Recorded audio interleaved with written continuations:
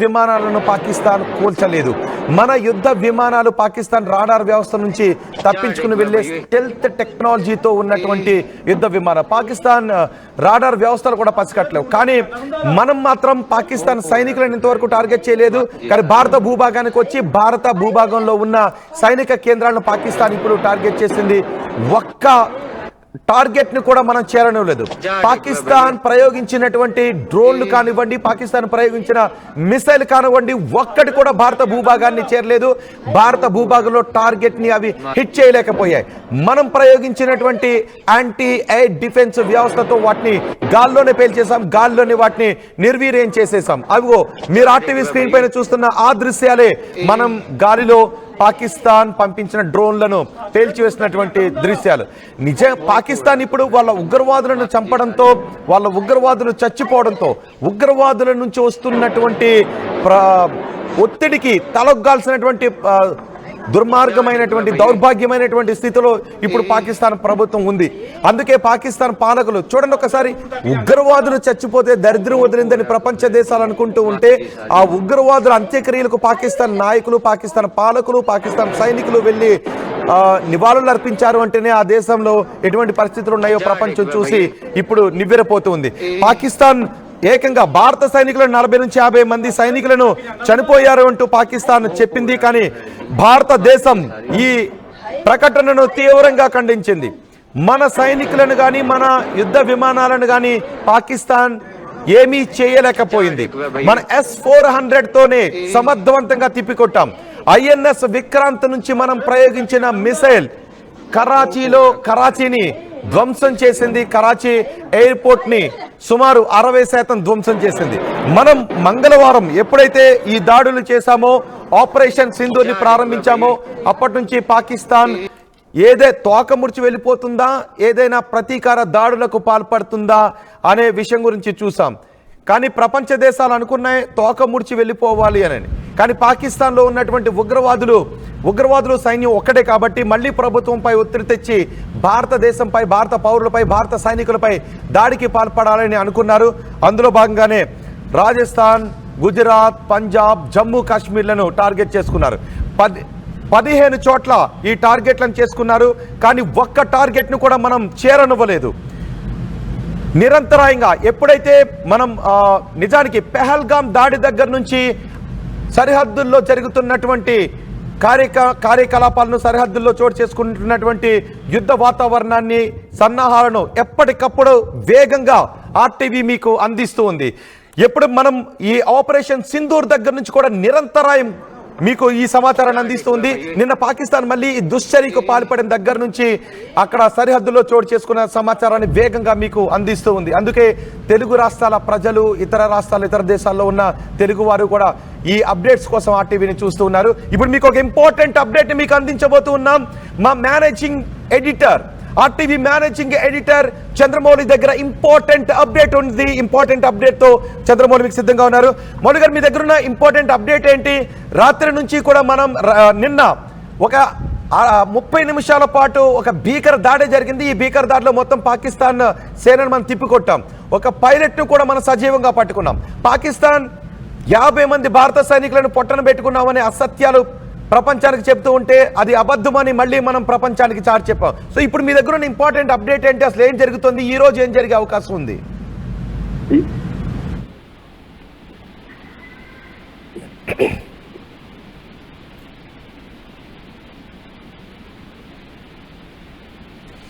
RTV managing editor Chandramouli దగ్గర చాలా కీలకమైన సమాచారం ఉంది. చాలా కీలకమైన సమాచారాన్ని వేగంగా మీకు అందించబోతున్నాం.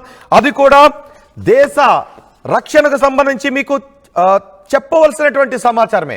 చెప్పకూడనటువంటి సమాచారం, రహస్య సమాచారం అయితే మాత్రం అది మీకు వెల్లడించాం. కానీ ఇప్పుడున్నటువంటి కీలక అప్డేట్ చెప్పదగినటువంటి సమాచారం కాబట్టి మీకు మేము అందిస్తూ ఉన్నాం.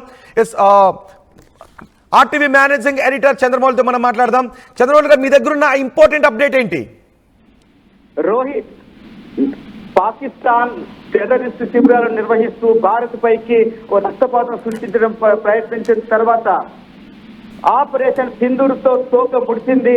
అయితే అక్కడ జరుగుతున్న అంతర్గత కుమ్మలాటలతో పాకిస్తాన్ ఆర్మీ కూడా ఒక తిరుగుబాటు చేసే ప్రయత్నం కనిపిస్తోంది. అక్కడ ఎవరైతే ఆర్మీ చీఫ్ ఉన్నారో ఆర్మీ చీఫ్ మునీర్ పైన కూడా ఒక తిరుగుబాటు చేసే ప్రయత్నం జరుగుతుంది. చాలా ఆర్మీతో ఒక డివిజన్ అయితే వచ్చింది. ఆ తర్వాత నిన్న America national security adviser Marco Rubio కూడా పాకిస్తాన్ ప్రధానమంత్రితో మాట్లాడారు. మీరు వెంటనే వెనక్కి తిరగకపోతే, మీ దాడులు ఆపకపోతే ఇండియా చేతిలో చావు దెబ్బ తినబోతున్నారు, ఇండియా బలాన్ని తక్కువ అంచనా వేస్తున్నారని చెప్పేసి వార్నింగ్ ఇచ్చారు. దీంతో పాకిస్తాన్ లో ఒక స్తబ్దత అయితే ఏర్పడింది. ప్రస్తుతం ఏం చేయాలో దిక్కుతోచని పరిస్థితిలో ఉంది పాకిస్తాన్. అంతకన్నా ముందు రాత్రి 8:30 గంటలకు పాకిస్తాన్ వైపు నుంచి ఇండియా పైకి మిసైళ్ల దాడి అయితే మొదలైంది. ముందుగా జమ్మూ ఎయిర్పోర్ట్ పైకి, జమ్మూ యూనివర్సిటీ పైకి దాదాపు 8 మిసైళ్లను ప్రయోగించింది పాకిస్తాన్. కాకపోతే ఇండియాలో ఉన్న S-400 గగనతల వ్యవస్థ చాలా ఎఫెక్టివ్ గా పనిచేసింది. ఒక్క మిసైల్ కూడా భారత భూభాగంపై పడకుండా గాల్లోనే దాన్ని ఇంటర్సెప్ట్ చేసి దాన్ని నిర్వీర్యం చేయగలిగింది. ఆ తర్వాత పాకిస్తాన్ ఆర్మీ, మన 4 బార్డరింగ్ స్టేట్స్ ఉన్నాయి, గుజరాత్, పంజాబ్, జమ్మూ కాశ్మీర్ అండ్ రాజస్థాన్. ఈ 4 చోట్ల కూడా పాకిస్తాన్ వైపు నుంచి మిసైల్స్ దాడి, డ్రోన్స్ దాడి జరిగింది. కానీ ఇండియన్ ఆర్మీ చాలా సిద్ధంగా ఉంది, చాలా ఎఫెక్టివ్ గా ఉంది. ఒక్క మిసైల్ కూడా భారత భూభాగం మీద పడకుండా చాలా ఎఫెక్టివ్ గా అడ్డుకోగలిగింది. నేను మీకు ఒక ఇంపార్టెంట్ అప్డేట్ ఇవ్వాలనుకుంటున్నాను రోహిత్. కేవలం వాళ్ళ దాడిని అడ్డుకోవడం కాదు, వాళ్ళ దాడిని తింపికొట్టడం మాత్రమే కాదు, పాకిస్తాన్ పై ఎదురుదాడి చేసింది. ఎదురుదాడి చేయడంతో పాటు ఐఎన్ఎస్ విక్రాంత్ ద్వారా, ఐఎన్ఎస్ విక్రాంత్ అనేది ఒక ఎయిర్ క్రాఫ్ట్ క్యారియర్, మనకు 2 ఉంటే అందులో ఐఎన్ఎస్ విక్రాంత్ కూడా ఒకటి, రెండోది ఐఎన్ఎస్ విక్రమాదిత్య. ఐఎన్ఎస్ విక్రాంత్ నుంచి మనం ఫైటింగ్ మొదలు పెట్టాం, మన దాడి మొదలు పెడితే కరాచీ, పాకిస్తాన్ కున్న అతిపెద్ద నగరం, అతిపెద్ద మనకు ముంబై ఎలాంటిదో పాకిస్తాన్ కు కరాచీ అలాంటిది ఒక పెద్ద పోర్ట్ సిటీ. ఐఎన్ఎస్ విక్రాంత్ నుంచి దాటి మొదలుపెట్టి కరాచీ పోర్టుని మనం ధ్వంసం చేయగలిగాం. అప్పటికి కానీ పాకిస్తాన్ కు బుద్ధి రాలేదు, అప్పుడు కానీ కొంచెం ఆలోచించడం మొదలుపెట్టింది. ఇది చూపించి అమెరికా నుంచి కూడా ఒత్తిడి పెరిగింది పాకిస్తాన్ పైన. అంతకు ముందు మన ఇండియన్ ఆర్మీ ఇక్కడి నుంచి రాఫేల్ యుద్ధ విమానాలు కూడా బయలుదేరినాయి. తేజస్, సుఖోయ్ యుద్ధ విమానాలు కూడా ఫైరింగ్ మొదలు పెట్టారు. మిసైల్స్ దాడి కూడా మొదలైంది. సరిగ్గా ఇస్లామాబాద్ లోనే, ఆ దేశ రాజధాని ఇస్లామాబాద్ లో స్వయంగా ప్రధాని షెహబాజ్ షరీఫ్ ఇంటికి సమీపంలో కూడా మన భారత సైన్యం బాంబుల వర్షం కురిపించింది, చాలా విధ్వంసం సృష్టించింది. భారత సైన్యం చేస్తున్న ఒక విషయాన్ని ఇక్కడ మనం మాట్లాడుకోవాలి. మీరు చాలా ఇంపార్టెంట్ అప్డేట్ ఇది. నిన్నటి నుంచి కూడా పెద్ద ఎత్తున చర్చ జరుగుతుంది కూడా అదే. నిజానికి భారత దయా దాక్షిణ్యాలతోనే ఇప్పుడు పాకిస్తాన్ ప్రధాని బతుకున్నాడు అని అనుకోవాలా? ఇంటికి సమీపంలోనే పడ్డాయి. ఒకవేళ కొంచెం అటు ఇటుగా పడి ఉండుంటే ఈ పాటికి పాకిస్తాన్ ప్రధాని ఏమై ఉండుండేవాడు కూడా మనం చెప్పలేము. ఎందుకంటే ఇది పాకిస్తాన్ స్వయంకృత అపరాధం. ఇప్పటికీ పాకిస్తాన్ ప్రధాని బతికున్నాడు అంటే అది భారత మానవతా దృక్పథం అనుకోవాలా?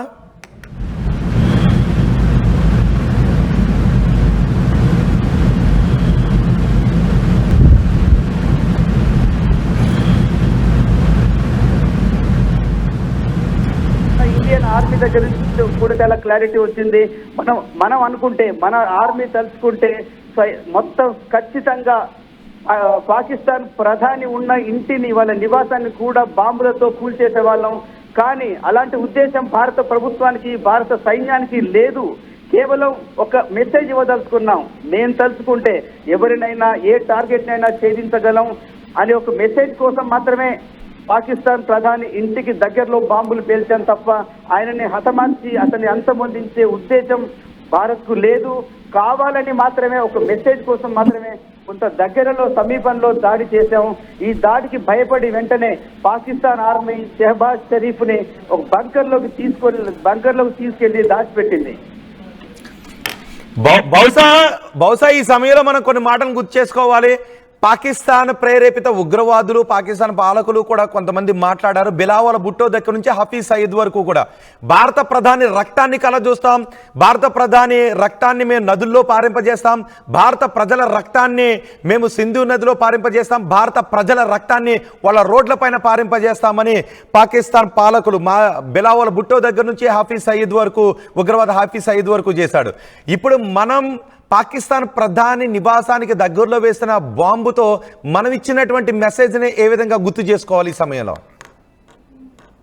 మీకు ఒక విషయం చెప్పాలి, మన దగ్గర ఉన్న అత్యంత ఆధునిక టెక్నాలజీని పాకిస్తానే కాదు ప్రపంచం కూడా ఊహించలేదు. ఇంత ఖచ్చితత్వంతో భారత్ దాడి చేయగలదు అనే విషయం ఇప్పటిదాకా ప్రపంచం కూడా ఊహించలేదు. ఈ విషయంలో నేను మీకు ఒక 2 విషయాలు చెప్పాలనుకుంటున్నాను. మన దగ్గర ఉన్న స్కాల్ప్ మిసైల్ కానీ, హార్పీ డ్రోన్ కానీ అవి ఎంత ఖచ్చితత్వంతో పనిచేస్తాయంటే, నిన్న జరిగింది అది. ఇజ్రాయెల్ నుంచి మనకు వచ్చిన హార్పీ డ్రోన్స్ గురించి మీరు చెప్పాలి.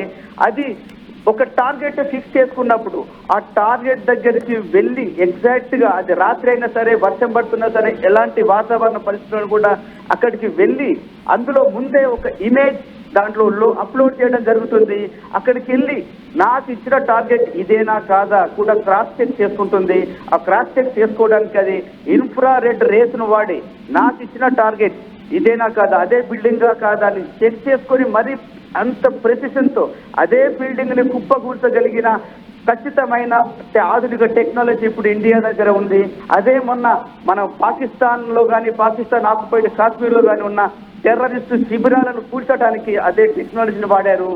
నిన్న తలుచుకుంటే, నిన్న మనకు కావాలనుకుంటే పాకిస్తాన్ ప్రధానమంత్రి ఇంటిని కూడా అదే ఖచ్చితత్వంతో కూల్చి పాకిస్తాన్ ప్రధాని హతమార్చగలిగిన టెక్నాలజీ ఇండియా దగ్గర ఉంది.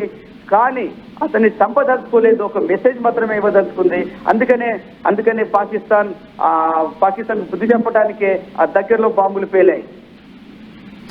రైట్.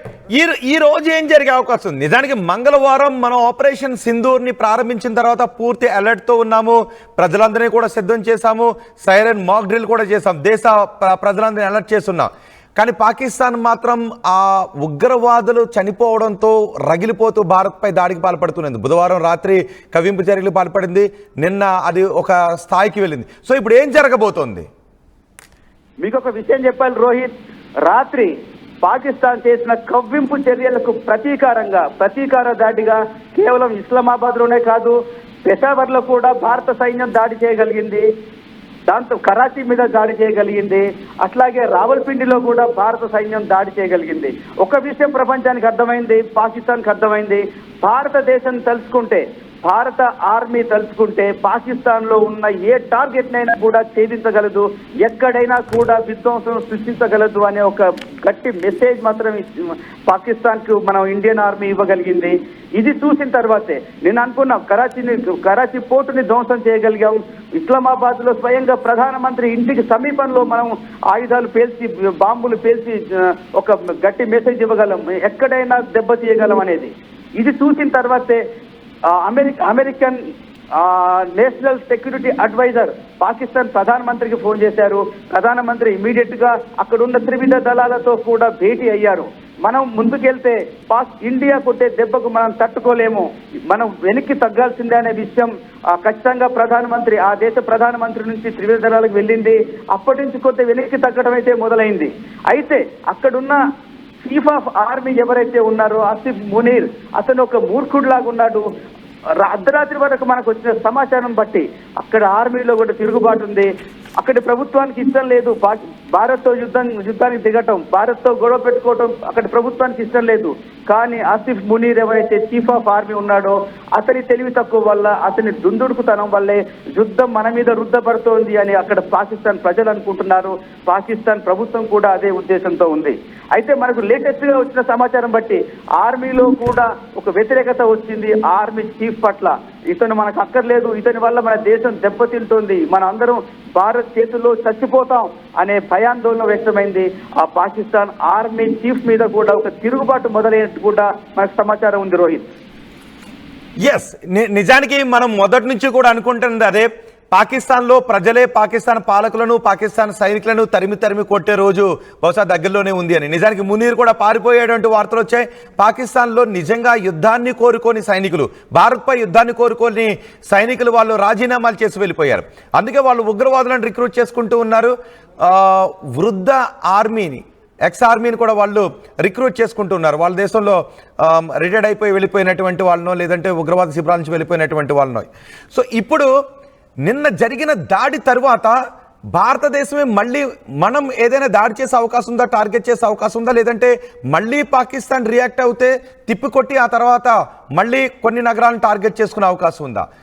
ఈ రోజు మళ్ళీ భారత వైపు నుంచి ఏమైనా జరిగే అవకాశం ఉందా, లేదంటే పాకిస్తాన్ వైపు నుంచి ఏదైనా జరిగితేనే ఆ తర్వాత తిప్పి కొడదామనే ఆలోచన ఉండే అవకాశం ఉంటుందా? భారత్ వైపు నుంచి భారత సైన్యం కానీ, భారత ప్రభుత్వం కానీ, భారత ప్రజలు కానీ చాలా అలర్ట్ గా ఉన్నారు, చాలా సిద్ధంగా ఉన్నారు అన్నిటికీ. మీకు ఇంకొక విషయం చెప్పాలి. నిన్న అర్ధరాత్రి దాదాపు 12 గంటలకి మన హోంశాఖ మంత్రి అమిత్ షా అన్ని రాష్ట్రాల ముఖ్య కార్యదర్శులతో, అన్ని రాష్ట్రాల డీజీపీలతో మాట్లాడారు. అందరూ అలర్ట్ గా ఉండండి అని చెప్పారు. అట్లాగే ఎక్కడ ప్రముఖ ప్రాంతాలు ఎక్కడ ఉంటాయో ఆ ప్రముఖ ప్రాంతాలు, ఎక్కడైతే జనం గుమిగూడే ప్రాంతాలు ఉంటారో అక్కడ ప్రజలు చేరకుండా, ఆ గుమిగూడకుండా జాగ్రత్తలు తీసుకున్నారు. ఎందుకంటే పాకిస్తాన్ మూర్ఖంగా వెళ్తోంది, ఏదైనా దుందుడుకు చర్యకు పాల్పడుతుందేమో అని చెప్పేసి. మనం రాత్రే చూసాం విజువల్స్. ఢిల్లీలో ఉన్న ఢిల్లీ గేట్ దగ్గర కానీ గుమిగూడిన ప్రజలందరినీ కూడా అక్కడికి వచ్చిన భద్రతా దళాలు అందరినీ పంపించి వేశారు. భారతదేశం అంతా అలర్ట్ గా ఉండాలని చెప్పారు. దాదాపు రాత్రి అదే సమయానికి ప్రధాని నరేంద్ర మోదీ కూడా 20 మంది కీలకమైన సెక్రటరీలను పిలిపించుకొని మాట్లాడారు. ఎక్కడ ఎమర్జెన్సీ సర్వీసెస్ కి ఎక్కడ అంతరాయం కలగకుండా చూడండి అని చెప్పారు. అదే అర్ధరాత్రి రక్షణ శాఖ మంత్రి రాజ్నాథ్ సింగ్ తో మాట్లాడారు, త్రివిధ దళాలతో మాట్లాడారు. మన భారత ప్రభుత్వం కానీ, సైన్యం కానీ సర్వసన్నద్ధంగా ఉంది. కాబట్టి అయితే ఒకటే విషయం మీకు చెప్పాలనుకుంటున్నాను. భారత ప్రభుత్వం ఎప్పుడు యుద్ధాన్ని కోరుకోలేదు. భారత సైన్యం ఎప్పుడు కూడా శాంతిని కాంక్షిస్తుంది. ఇప్పటికిప్పుడు మళ్ళీ పాకిస్తాన్ వైపు నుంచి ఏదన్నా ప్రొవోకేటివ్ గాని రెచ్చగొట్టే దాడి జరిగితే పాకిస్తాన్ కు సరైన గట్టి బుద్ధి చెప్పడానికి ఇండియన్ ఆర్మీ రెడీగా ఉంది. కానీ పాకిస్తాన్ అలాంటి చర్యకు పూనుకోకపోవచ్చు. పాకిస్తాన్ నుంచి ఎట్లాంటి కవ్వింపు చర్యలు, రెచ్చగొట్టే చర్యలు లేకపోతే మాత్రం భారత వైపు నుంచి ప్రతి దాడి జరిగే అవకాశం అయితే ప్రస్తుతానికి లేదు రోహిత్. రైట్. కానీ ఒక విషయాన్ని మాత్రం మనం గర్వంగా చెప్పుకోవాలి. పాకిస్తాన్ ఇప్పటికీ అబద్ధాలు చెప్తుంది, అసత్యాలు చెప్తుంది. భారత ఫైటర్ జెట్లను కూల్చివేశాం, భారత సైనికులను చంపేశాం, భారతదేశంలో ఉన్న సైనిక కేంద్రాలను పేల్చివేశామని ఇప్పటికీ చెప్తున్నారు. మన రక్షణ మంత్రి కూడా దాన్ని ఖండించినటువంటి పరిస్థితి ఉంది. కానీ మనం ఏం చేశామో చూపిస్తూ ఉన్నాం. మనం ఏం చేసాం, లైవ్గా చూపిస్తున్నాం. కరాచీ ఎయిర్పోర్ట్ సగం లేచిపోయింది. కేవలం వాళ్ళు చేసినటువంటి దాడిని మనం తిప్పి కొట్టడం మాత్రమే కాదు, ఆ తిప్పి కొట్టడంలో చాచి కూడా కొట్టాం. ఆ దెబ్బకే పాకిస్తాన్లో చాలా చోట్ల నష్టం ఏ విధంగా ఉందో ఇప్పుడు కనబడుతుంది. ఈ క్షణం పాకిస్తాన్కి జరిగిన నష్టం గురించి మాట్లాడుకుంటే ఏ విధంగా ఉంది రోహిత్? నిజానికి నాకు అనిపిస్తోంది భారత సైన్యం పాకిస్తాన్ మీద దాడి చేయాల్సిన అవసరం లేదు. తన అంతర్గత సమస్యలు ఇప్పుడు ఒక పెద్ద అంతర్గత సంక్షోభంలోకి పాకిస్తాన్ కూరుకుపోయింది. నేను మీకు ఒక విషయం చెప్పాలనుకుంటున్నాను. ఇండియా దాడి చేసిన నేపథ్యంలో ప్రజల్లో తీవ్రమైన తిరుగుబాటు వస్తుంది. ఒక ఎగ్జాంపుల్ చెప్తాను. నిన్న అర్ధరాత్రి అడియాలా జైలు దగ్గర, అడియాలా జైల్లో ఏం జరుగుతుంది? అక్కడ ఇమ్రాన్ ఖాన్ ని ఆ జైల్లో ఉంచారు. ఇమ్రాన్ ఖాన్ ని ఆ జైల్లో పెట్టిన ఆ జైలు దగ్గరికి వేలాది మంది పాకిస్తాన్ పౌరులు, ఆయన పార్టీ కార్యకర్తలు, ఆయన అభిమానులకు కొన్ని వేలాది మంది వచ్చి ఆ జైలు పైన దాడి చేసే ప్రయత్నం చేశారు ఇమ్రాన్ ఖాన్ ని వదిలేయాలని. ఒక విషయం మనం గమనించాలి. పాకిస్తాన్ చేస్తున్న యుద్ధం ఒక అంతర్యుద్ధానికి దారితీస్తోంది. పాకిస్తాన్ లో అంతర్యుద్ధం వచ్చే అవకాశాలు చాలా స్పష్టంగా కనిపిస్తున్నాయి రోహిత్. అలాగే ఇంకొక విషయం చెప్తాను మీకు. బలూచిస్తాన్ లిబరేషన్ ఆర్మీ ఇదే అవకాశంగా తీసుకొని యుద్ధాన్ని అంతర్యుద్ధంగా మారుద్దాం. మళ్ళీ ఒకప్పుడు 1971లో యుద్ధంలో ఎలాగైతే తూర్పు పాకిస్తాన్